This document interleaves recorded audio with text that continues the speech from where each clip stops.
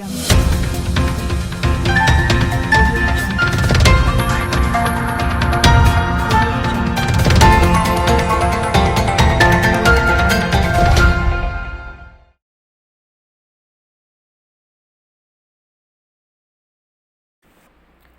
ಸರ್ಕಾರದ 5 ಗ್ಯಾರಂಟಿಗಳನ್ನು ತಿರಸ್ಕರಿಸಿ ಎಂದ ರೂಪಾಲಿ ನಾಯ್ಕ್ ಮೇಲೆ ಉರಿದು ಬಿದ್ದ ಶಾಸಕ ಭೀಮಣ್ಣ ನಾಯ್ಕ್.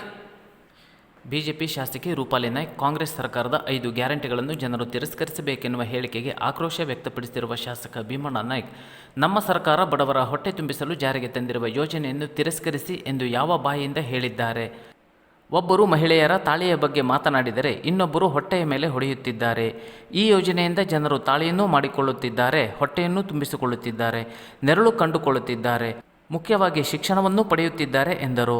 ಅವರು ಇಂದು ಶಿರಸಿಯಲ್ಲಿ ಸುದ್ದಿಗೋಷ್ಠಿ ನಡೆಸಿ ಮಾತನಾಡುತ್ತಿದ್ದರು. ಸರಿಯಾಗಿ ಬಂದಿಲ್ಲ ಅಂತ ಹೇಳ್ತಾರಲ್ಲ, ಸುಮಾರು 1,17,00,000ಕ್ಕೂ ಹೆಚ್ಚು ತಾಯಂದಿರು ಇವತ್ತು ರಾಜ್ಯದಲ್ಲಿ ಅದರ ಪ್ರಯೋಜನವನ್ನು ಪ್ರತಿ ತಿಂಗಳು 2,000 ರೂಪಾಯಿಯನ್ನು ಪಡಿತಾರೆ. ಅನೇಕ ಕಡೆ ಕೇಳಿದ್ದೀನಿ, ಎಷ್ಟೋ ಜನ ತಾಳಿಸಂತ ತಾಯಿಗಳು ತಾಳಿಸರ ಮಾಡ್ಕೊಂಡಿದ್ದಾರೆ, ಹುಡುಕನ್ನು ಮಾಡ್ಕೊಂಡಿದ್ದಾರೆ. ಎಷ್ಟೋ ಜನ ಫ್ರಿಡ್ಜ್ಗಳನ್ನು ತಗೊಂಡಿದ್ದಾರೆ, ಈಗ ಮನೆ ಬಳಕೆ ಸಾಮಾನುಗಳನ್ನು ತಗೊಳ್ತಾ ಇದ್ದಾರೆ. ಅದು ಇವತ್ತು ನೋಡೋಕ್ಕಾಗ್ತದೆ. ಆ ರೀತಿಯಲ್ಲಿ ಅಂಥ ಒಂದು ಹೇಳಿಕೆ ಮಾತನ್ನು ಹೇಳೋದನ್ನು ಬಿಟ್ಟು ಜನಪರವಾಗಿರ್ತಕ್ಕಂಥ ನೊಂದವರ ಪರವಾಗಿ ಹೇಳ್ತಕ್ಕಂಥ ಕೇಂದ್ರದಲ್ಲಿ ಕಾಂಗ್ರೆಸ್ ಸರ್ಕಾರ, ಕೇಂದ್ರದಲ್ಲಿ ಬಿಜೆಪಿ ಸರ್ಕಾರ ಏನಿದೆಯೋ ಅದು ಜನಪರವಾಗಿರ್ತಕ್ಕಂಥ ಕಾರ್ಯಕ್ರಮ ಏನು ಕೊಟ್ಟಿದೆ ನೆನಪು ಮಾಡಿಕೊಂಡು ತಾವೇನು ಹೇಳ್ತೇವೆ ಹೊರತು ಇಂಥ ಒಳ್ಳೆಯ ಕಾರ್ಯಕ್ರಮ ಕಾಂಗ್ರೆಸ್ ಸರ್ಕಾರ ಕೊಟ್ಟಿದೆ ಅಂತ ಅನ್ನೋಂಥ ಹೊಟ್ಟೆ ನಿಮ್ಮಿಂದ ಹೇಳ್ತಾರೋ ಏನೋ ಗೊತ್ತಿಲ್ಲ. ಈ ರೀತಿಯ ಬೇಜವಾಬ್ದಾರಿ ಮಾತನ್ನ ಆಡುವಾಗ ಎಚ್ಚರಿಕೆಯಿಂದ ಮಾತನಾಡಿದ್ರೆ ಒಳ್ಳೆಯದು ಅನ್ನೋಂಥದ್ದು ನನ್ನ ಅನಿಸಿಕೆ. ಅಯೋಧ್ಯೆ ಬಗ್ಗೆ ಸಾಕಷ್ಟು ವಿಚಾರಗಳು ಪ್ರಸ್ತಾಪ ಖುಷಿ ಆಗುತ್ತೆ. ಕಟ್ಟಲೇಬೇಕು, ಮಾಡಲೇಬೇಕು. ಈ ಅಯೋಧ್ಯೆಯನ್ನು ಕಟ್ಟುವಲ್ಲಿ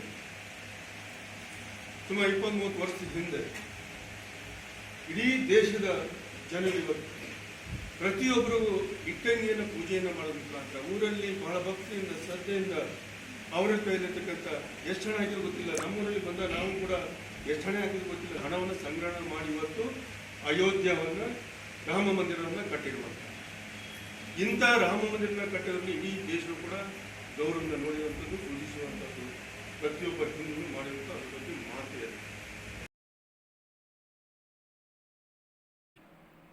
ಮನೆ ಮನೆಗೆ ತೆರಳಿ ಕೇಂದ್ರ ಸರ್ಕಾರದ ಸಾಧನೆ ತಿಳಿಸಿ ವಿಶ್ವೇಶ್ವರ ಹೆಗಡೆ ಕಾಗೇರಿ. ನಮ್ಮ ಕಾರ್ಯಕರ್ತರು ಮನೆ ಮನೆಗೆ ತೆರಳಿ ಪ್ರಧಾನಮಂತ್ರಿ ನರೇಂದ್ರ ಮೋದಿ ನೇತೃತ್ವದ ಕೇಂದ್ರ ಸರ್ಕಾರದ ಸಾಧನೆ ತಿಳಿಸಿ ಮೇರಾ ಬೂತ್ ಸಬ್ಸೆ ಮಜಬೂತ್ ಮಾಡಬೇಕು ಎಂದು ಉತ್ತರ ಕನ್ನಡ ಲೋಕಸಭಾ ಕ್ಷೇತ್ರದ ಬಿಜೆಪಿ ಅಭ್ಯರ್ಥಿ ವಿಶ್ವೇಶ್ವರ ಹೆಗಡೆ ಕಾಗೇರಿ ಹೇಳಿದರು. ಅವರು ಮಂಗಳವಾರ ಕುಮಟದಲ್ಲಿ ನಡೆದ ಪ್ರಚಾರ ಸಭೆಯಲ್ಲಿ ಮಾತನಾಡಿ, ಕೇಂದ್ರ ಸರ್ಕಾರದ ಉಜ್ವಲ ಯೋಜನೆ, ಆಯುಷ್ಮಾನ್ ಭಾರತ್, ಮುದ್ರಾ ಯೋಜನೆ, ಜನಧನ್ ಖಾತೆ, ಪ್ರಧಾನಮಂತ್ರಿ ಬೆಳೆ ವಿಮೆ ಸೇರಿದಂತೆ ಇನ್ನಿತರ ಯೋಜನೆಗಳನ್ನು ತಿಳಿಸಬೇಕು. ಅಲ್ಲದೆ ನರೇಂದ್ರ ಮೋದಿ ಯಾಕೆ 3ನೇ ಬಾರಿ ಪ್ರಧಾನಮಂತ್ರಿ ಆಗಬೇಕು ಎಂಬುದನ್ನು ಜನರಿಗೆ ಮನದಟ್ಟು ಮಾಡಿಕೊಡಬೇಕು.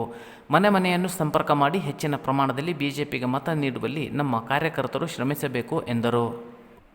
ಈ ವೇಳೆ ಶಾಸಕ ದಿನಕರ ಶೆಟ್ಟಿ, ಬಿಜೆಪಿ ಜಿಲ್ಲಾಧ್ಯಕ್ಷ ಎನ್.ಎಸ್. ಹೆಗಡೆ, ಜೆಡಿಎಸ್ ಮುಖಂಡ ಸೂರಜ್ ನಾಯ್ಕ್ ಸೋನಿ, ಬಿಜೆಪಿ ಮುಖಂಡ ಶಿವಾನಂದ ಹೆಗಡೆ ಕಡತೋಕ, ವೆಂಕಟರಮಣ ಹೆಗಡೆ ಕವಲಕ್ಕಿ, ನಿಕಟಪೂರ್ವ ಅಧ್ಯಕ್ಷ ವೆಂಕಟೇಶ್ ನಾಯ್ಕ್, ಸುಬ್ರಾಯ ವಾಳಕೆ, ಜಿಲ್ಲಾ ಪ್ರಧಾನ ಕಾರ್ಯದರ್ಶಿ ಪ್ರಶಾಂತ್ ನಾಯ್ಕ್ ಸೇರಿದಂತೆ ಮತ್ತಿತರರು ಉಪಸ್ಥಿತರಿದ್ದರು. ಅಣ್ಣ, ನಾನಿದು ಯಾಕೆ ಕೇಳಿದೆ ಅಂದ್ರೆ, ಮೇರಾ ಬೂತ್ ಸಬ್ಸೆ ಮಜಬೂತ್ ಅನ್ನೋದಿದೆಯಲ್ಲ, ನೀವು ಮನೆ ಮನೆಗೆ ಸಂಪರ್ಕ ಮಾಡಿ ಅವರು ಬೆಳಗ್ಗೆ ಬೇಗ ಬಂದು ವೋಟ್ ಹಾಕುವಾಗ ಮಾಡಿ ಅವರಿಗೆ ಮೋದಿಜಿ ಅವರಿಗೆ ಯಾಕೆ ಪ್ರಧಾನಿ ಆಗಲೇಬೇಕು ಅನ್ನೋದನ್ನ ನೀವು ಕನ್ವಿನ್ಸ್ ಮಾಡಬೇಕಾಗ್ತದೆ. ಮನೆ ಮನೆಯಲ್ಲಿ ಎಲ್ಲರಿಗೂ ಗೊತ್ತದೆ ಹೇಳಿದ್ರೆ ಆಗೋದಿಲ್ಲ. ಮನೆ ಮನೆಗೂ ಸಂಪರ್ಕ ಅಂದ್ರೆ ಹೇಗಾಗಿರ್ತದೆ, ಕರಪತ್ರ ಕೊಡ್ತೇವೆ. ನಮ್ಮ ಅಪೇಕ್ಷೆ ಇರೋದೇನು, ಮೇರಾ ಬೂತ್ ಸಬ್ಸೆ ಮಜಬೂತ್ ನಲ್ಲಿ ಇರೋ ಅಂಶ ಏನು, ಆ ಮನೆಗೆ ಹೋಗಿ ಕುತ್ಕೊಂಡು ಕೇಂದ್ರ ಸರ್ಕಾರದ ನರೇಂದ್ರ ಮೋದಿಜಿ ಅವರು ಕೊಟ್ಟಂತ ಯೋಜನೆಯ ಫಲ ನಿಮಗೆ ಏನ್ ಬಂದಿದೆ ನಿಮ್ಮ ಮನೆಯಲ್ಲಿ ಅಂತ ನೆನಪು ಮಾಡ್ಬೇಕು. ಕೆಲವರಿಗೆ ಉಜ್ವಲ್ ಗ್ಯಾಸ್ ಬಂದದೆ, ಕೆಲವರಿಗೆ 5 ಲಕ್ಷ ರೂಪಾಯಿವರೆಗೆ ಚಿಕಿತ್ಸೆ ಬಂದದೆ, ಕೆಲವರಿಗೆ 6,000 ರೂಪಾಯಿ ಬಂದದೆ, ಕೆಲವರಿಗೆ ಗರ್ಭಿಣಿ ಬಾಣಂತಿ ಸ್ತ್ರೀಯರಿಗೆ 6,000 ರೂಪಾಯಿ ಬಂದದೆ, ಕೆಲವರು ಜನಧನ್ ಖಾತೆ ಮಾಡಿದ್ದಾರೆ, ಕೆಲವು ಮುದ್ರಾ ಯೋಜನೆ ಲೋನ್ ತಗೊಂಡಿದ್ದಾರೆ. ಏನೂ ಇಲ್ಲ ಅಂದ್ರೂ ಅಕ್ಕಿ ಬಂದದೆ. ಅದೂ ಇಲ್ಲ ಅಂದ್ರೆ ವಿಮಾ ಹವಾಮಾನ ವಿಮೆ ಯೋಜನೆ, ಬೆಳೆ ವಿಮೆ ಯೋಜನೆ ಲಾಭ ಬಂದದೆ. ನಮ್ಮ KDCC ಅವರು ಇದ್ದಾರೆ, ಶಿವಾನಂದ್ ಇಲ್ಲಿ ಇದ್ದಾರೆ, ಕೇಳ್ರಿ. ಈ ಸಲ ನಮ್ಮ ಜಿಲ್ಲೆಗೆ 100 ಕೋಟಿ ರೂಪಾಯಿ ಬಂದದೆ. ಈ ಸಲ ಮೋದಿ ಅವರು ಕೊಟ್ಟಿದ್ದು 100 ಕೋಟಿ ರೈತರಿಗೆ ಬಂದದೆ, ಅದು ಬಂದದೆ. ನಾನು ಇನ್ನೂ ನನಗೆ ನಮ್ಮನೆಗೆ ಎಂಥದ್ದು ಬರ್ಲಿಲ್ಲ ಅಂದ್ರು ಒಬ್ರು, ಎಲ್ಲೋ ನನ್ನ ಹತ್ರ ಎದ್ದು ನಿಂತ್ಕೊಂಡು. ನಾನು ಹೇಳಿದೆ, ಎಂಥದ್ದು ಬರ್ಲಿಲ್ಲ ಹೇಳ್ಬೇಡ್ರಿ, ನಿಮ್ ಜೀವ ಉಳಿಸಿದವ್ರೆ ಕರೋನಾ ಟೈಮ್ನಲ್ಲಿ ಮೋದಿ ಅವರು ಆ ವ್ಯಾಕ್ಸಿನ್ ಆದ್ರೂ ತಗೊಂಡಿದ್ರೆ ಇಲ್ಲ ಕೇಳಿದೆ ನಾನು. ತಗೊಂಡಿದಾರಲ್ಲ, ಅಥವಾ ತಗೊಂಡೋದವ್ರು ಇದ್ದಾರ ಮತ್ತೆ ಕರ್ಕೆಯಲ್ಲಿ ಎಲ್ಲರೂ ತಗೊಂಡಿದ್ದಾರೆ.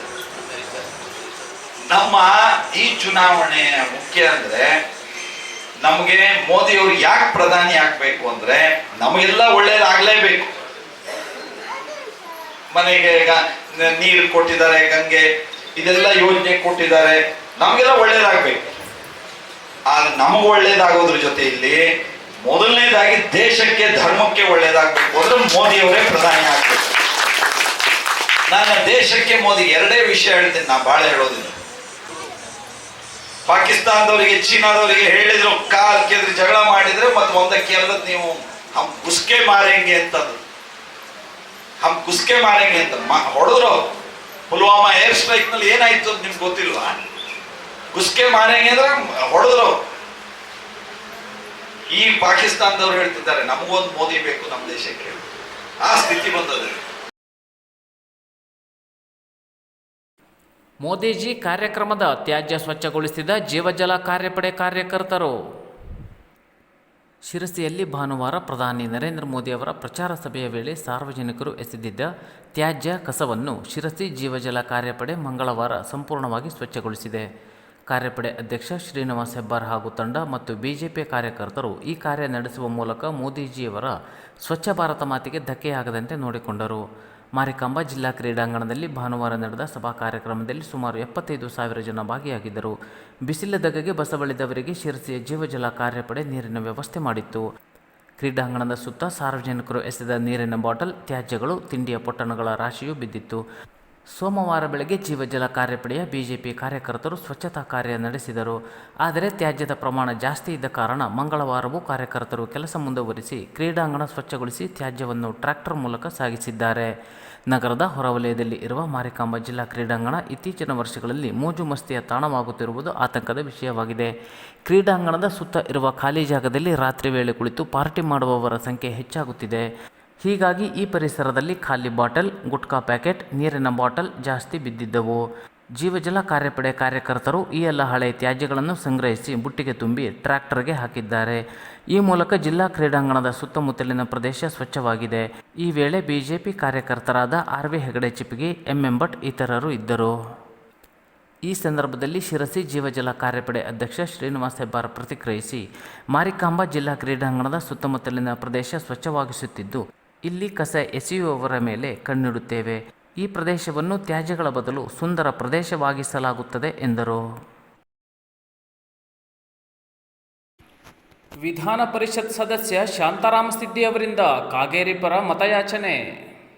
ಕೇಂದ್ರ ಲೋಕಸಭಾ ಕ್ಷೇತ್ರದ ಅಭ್ಯರ್ಥಿಯಾದ ವಿಶ್ವೇಶ್ವರ ಹೆಗಡೆ ಕಾಗೇರಿಯವರ ಪರ ಇಂದು ವಿಧಾನ ಪರಿಷತ್ ಸದಸ್ಯರಾದ ಶಾಂತಾರಾಮ ಸಿದ್ದಿ ಅವರು ಖಾನಾಪುರ ತಾಲೂಕಿನ ಕಟ್ಟಕಡೆಯ ಹಂಡಿಕೋಪವಾಡ, ಮೋದೇಕೋಪ ಮತ್ತು ಕೃಷ್ಣನಗರ ಗ್ರಾಮಗಳಿಗೆ ಭೇಟಿ ನೀಡಿ ಕಾರ್ಯಕರ್ತರ ಸಭೆ ನಡೆಸಿ ಅಭ್ಯರ್ಥಿಯ ಪರ ಮತಯಾಚನೆ ಮಾಡಿದರು. ಈ ಸಂದರ್ಭದಲ್ಲಿ ಪಕ್ಷದ ಮುಖಂಡರು, ಕಾರ್ಯಕರ್ತರು ಮತ್ತು ಗ್ರಾಮಸ್ಥರು ಹಾಜರಿದ್ದರು.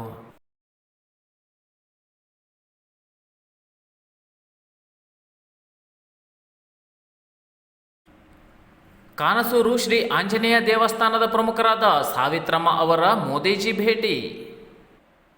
ಕಾನಸೂರಿನ ಶ್ರೀ ರುದ್ರಾಂಜನೇಯ ದೇವಸ್ಥಾನದ ಪ್ರಮುಖರಾದ ಸಾಧ್ವಿ ಸಾವಿತ್ರಮ್ಮ ಅವರು ತಮ್ಮ ನೆಚ್ಚಿನ ಪ್ರಧಾನಮಂತ್ರಿ ನರೇಂದ್ರ ಮೋದಿ ಅವರನ್ನು ಭೇಟಿ ಮಾಡಿದರು. ಕಾನಸೂರಿನಲ್ಲಿ ಆಂಜನೇಯ ದೇವಸ್ಥಾನ ಸಂಸ್ಥಾಪಕರಾದ ಅವರು ದೇವಸ್ಥಾನದ ವಿವರ ಕೂಡ ಹೇಳಿ ಮೊಬೈಲ್ನಲ್ಲಿ ತೋರಿಸಿದರು. ಈ ಸಂದರ್ಭದಲ್ಲಿ ಮೋದಿಜಿ ಅವರಿಗೆ ಸಾವಿತ್ರಮ್ಮ ಅವರು ನಮಸ್ಕರಿಸಲು ಮುಂದಾದಾಗ ಪ್ರಧಾನಿಯವರು ಸಾವಿತ್ರಮ್ಮ ಅವರ ಕೈ ಹಿಡಿದುಕೊಂಡು ಅಷ್ಟೇ ಸಾಕು ಅಂದಾಗ ಸಾವಿತ್ರಮ್ಮ ಅವರಿಗೆ ಆದ ಸಂತೋಷ ಅಷ್ಟಿಷ್ಟಲ್ಲ. ಮೋದಿಜಿಯವರ ಕೈ ಹಿಡಿದಾಗ ನನಗೆ ವಿದ್ಯುತ್ ಸಂಚಾರ ಆದ ಹಾಗೆ ಆಯಿತು ಮತ್ತು ಅವರೇ ನಿಜವಾದ ಶ್ರೀರಾಮನ ಅವತಾರ ಎಂದು ಸಾವಿತ್ರಮ್ಮ ಭಾವುಕರಾದರು. ಭಗವಂತನ ನಾಮ ಜಪ ಧ್ಯಾನ ಸದಾ ಇರಲಿ. ದೈವಜ್ಞ ಶ್ರೀ ಭಗವಂತನ ನಾಮ ಜಪ ಧ್ಯಾನ ಮಾಡುತ್ತಾ ನಾವು ಜೀವನ ಪಾವನ ಮಾಡಿಕೊಳ್ಳಬೇಕು. ನಾಮಸ್ಮರಣ ಜೊತೆಗೆ ಭಗವಂತನ ಕುರಿತು ಚಿಂತನೆ ಮಾಡುತ್ತಾ ನಮ್ಮ ದಿನನಿತ್ಯದ ವ್ಯವಹಾರ ಕೂಡ ಮಾಡಿಕೊಳ್ಳಬೇಕು ಎಂದು ಶ್ರೀ ಕ್ಷೇತ್ರ ಕರ್ಕಿ ದೈವಜ್ಞ ಪೀಠದ ಶ್ರೀ ಶ್ರೀ ಸಚ್ಚಿದಾನಂದ ಜ್ಞಾನೇಶ್ವರ ಭಾರತಿ ಮಹಾಸ್ವಾಮಿಗಳು ನುಡಿದಿದ್ದಾರೆ. ಅವರು ಇಂದು ಕಾನಸೂರಿನ ಶ್ರೀ ರಾಮೇಶ್ವರ ದೇವರ ವಾರ್ಷಿಕೋತ್ಸವ ಕಾರ್ಯಕ್ರಮದಲ್ಲಿ ಪಾಲ್ಗೊಂಡು ನಂತರ ನಡೆದ ಧರ್ಮಸಭೆಯಲ್ಲಿ ಸಾನ್ನಿಧ್ಯ ವಹಿಸಿ ಆಶೀರ್ವಚನ ಮಾಡಿದರು. ವೇದಿಕೆಯಲ್ಲಿ ಸಾನ್ನಿಧ್ಯ ವಹಿಸಿ ಪ್ರವಚನ ಮಾಡಿದ ಶಿರಳಗಿ ರಾಜಾರಾಮ ಆಶ್ರಮದ ಶ್ರೀ ಶ್ರೀ ಬ್ರಹ್ಮಾನಂದ ಸ್ವಾಮಿಗಳವರು ಇಡೀ ಜಗತ್ತಿನ ನಿಯಾಮಕ ಈಶ್ವರ ಎಂದರು. ನಮ್ಮೆಲ್ಲರ ಕೆಲಸದ ಮಧ್ಯೆ ಕೂಡ ದೇವರ ಜ್ಞಾನ ಮಾಡಬೇಕು, ಅದರಿಂದಲೇ ಸಂತಸ ಸಂಭ್ರಮ ದೊರೆಯುತ್ತದೆ ಎಂದರು. ಕಾನಸೂರು ದೇವಸ್ಥಾನದ ಮುಖ್ಯಸ್ಥರಾದ ಸಾಧ್ವಿ ಸಾವಿತ್ರಮ್ಮನವರು ಸ್ವಾಗತ ಕೋರಿ ಮಾತನಾಡಿ, ಗುರುಗಳ ಬಗ್ಗೆ ಹಿರಿಯರ ಬಗ್ಗೆ ಸದ್ಭಾವನೆ ಇರಬೇಕು ಎಂದರು. ಈಶ್ವರೀಯ ವಿಶ್ವವಿದ್ಯಾಲಯದ BK ದೇವಿಕಾ ಮತ್ತು BK ಅರುಣ ಮಾತನಾಡಿದರು. ಕರ್ಕೆ ಮಠದ ಟ್ರಸ್ಟಿಗಳಾದ ಗಣಪತಿ ಕಾಗೇರಿ ವೇದಿಕೆಯಲ್ಲಿದ್ದರು. ಪತ್ರಕರ್ತ ಉದಯಕುಮಾರ್ ಕಾನಳ್ಳಿ ನಿರೂಪಣೆ ಮಾಡಿ ಕೊನೆಯಲ್ಲಿ ವಂದಿಸಿದರು. ವಾರ್ಷಿಕೋತ್ಸವದ ನಿಮಿತ್ತ ದೇವಸ್ಥಾನದಲ್ಲಿ ರುದ್ರಹವನ, ದುರ್ಗಹವನ, ಗಣಹವನ ಹಾಗೂ ಶ್ರೀದೇವರಲ್ಲಿ ಅಲಂಕಾರ ಪೂಜೆ, ಮಹಾಮಂಗಳಾರತಿ ನೆರವೇರಿತು. ಕೇಶವ್ ಶೇಟ್ ಮತ್ತು ಜಯಲಕ್ಷ್ಮಿ ದಂಪತಿಗಳು ಶ್ರೀಗಳ ಪಾದಪೂಜೆ ನೆರವೇರಿಸಿದರು. ಈಶ್ವರೀಯ ವಿಶ್ವವಿದ್ಯಾಲಯದವರು ಸಹಸ್ರಾಧಿಕ ಈಶ್ವರಲಿಂಗ ದರ್ಶನ ಭಾಗ್ಯ ಒದಗಿಸಿದ್ದು ಎಲ್ಲರ ಮೆಚ್ಚುಗೆಗೆ ಪಾತ್ರವಾಯಿತು. ಶ್ರೀದ್ವಯರಿಗೆ ಪೂರ್ಣಕುಂಭ ಸ್ವಾಗತ ನೀಡಲಾಯಿತು.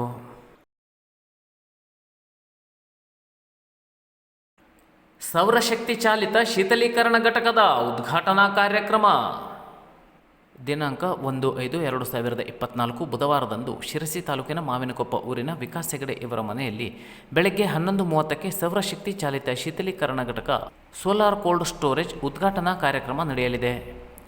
ಶೀತಲೀಕರಣ ಘಟಕದ ಉದ್ಘಾಟನೆಯನ್ನು ಸೆಲ್ಕೋ ಇಂಡಿಯಾದ ಸಂಸ್ಥಾಪಕರು ಹಾಗೂ ಸೆಲ್ಕೋ ಫೌಂಡೇಶನ್ನ ಮುಖ್ಯ ಕಾರ್ಯನಿರ್ವಾಹಕರಾಗಿರುವ ಮ್ಯಾಗ್ಸೆಸೆ ಪ್ರಶಸ್ತಿ ಪುರಸ್ಕೃತ ಹರೀಶ್ ಹಂದೆ, ಸೆಲ್ಕೋ ಇಂಡಿಯಾ ಮುಖ್ಯ ಕಾರ್ಯನಿರ್ವಾಹಕರಾಗಿರುವ ಮೋಹನ ಭಾಸ್ಕರ್ ಹೆಗಡೆ ಹಾಗೂ ನೆದರ್ಲ್ಯಾಂಡ್ನ ಜೆಫ್ರಿ ಫ್ರಿನ್ಸ್ ನೆರವೇರಿಸಲಿದ್ದಾರೆ. ನಂತರ ನಡೆಯುವ ಸಭಾ ಕಾರ್ಯಕ್ರಮದಲ್ಲಿ ಉತ್ತರ ಕನ್ನಡ ಸಾವಯವ ಒಕ್ಕೂಟದ ಅಧ್ಯಕ್ಷರಾದ ವಿಶ್ವೇಶ್ವರ ಭಟ್, ನಾಗರಾಜ್ ಜೋಶಿ ಸೋಂದಾ, ಸಂಸ್ಥಾಪಕರು ಮಹತಿ ಎಂಟರ್ಪ್ರೈಸಸ್ ಸಿರಸಿ, ಗೋಪಾಲಕೃಷ್ಣ ಹೆಗಡೆ, ಪ್ರಾಧ್ಯಾಪಕರು, ಭಾರತೀಯ ವಿಜ್ಞಾನ ಸಂಸ್ಥೆ ಬೆಂಗಳೂರು, ಶಂಭುಲಿಂಗ್ ಹೆಗಡೆ, ಅಧ್ಯಕ್ಷರು, ಕದಂಬ ಮಾರ್ಕೆಟಿಂಗ್ ಶಿರಸಿ ಹಾಗೂ ಉತ್ತರ ಕನ್ನಡ ಸಾವಯವ ಒಕ್ಕೂಟದ ನಿರ್ದೇಶಕರು, ಸೆಲ್ಕೋ ಫೌಂಡೇಶನ್ನ ಅಧಿಕಾರಿಗಳು, ಊರ ನಾಗರಿಕರು ಉಪಸ್ಥಿತರಿರಲಿದ್ದಾರೆ. ಈ ಶೀತಲೀಕರಣ ಘಟಕವು 20 ಮೆಟ್ರಿಕ್ ಟನ್ ಸಾಮರ್ಥ್ಯದಾಗಿದ್ದು ಸಂಪೂರ್ಣವಾಗಿ ಸೌರಶಕ್ತಿ ಆಧಾರದ ಮೇಲೆ ನಡೆಯಲಿದ್ದು, ಸೆಲ್ಕೋ ಫೌಂಡೇಶನ್ ಇವರ ಸಹಕಾರದೊಂದಿಗೆ ವಿಕಾಸ್ ಹೆಗಡೆ ಮಾವಿನಕೊಪ್ಪ ಇವರ ಮನೆಯಲ್ಲಿ ನಿರ್ಮಿಸಲಾಗಿದೆ.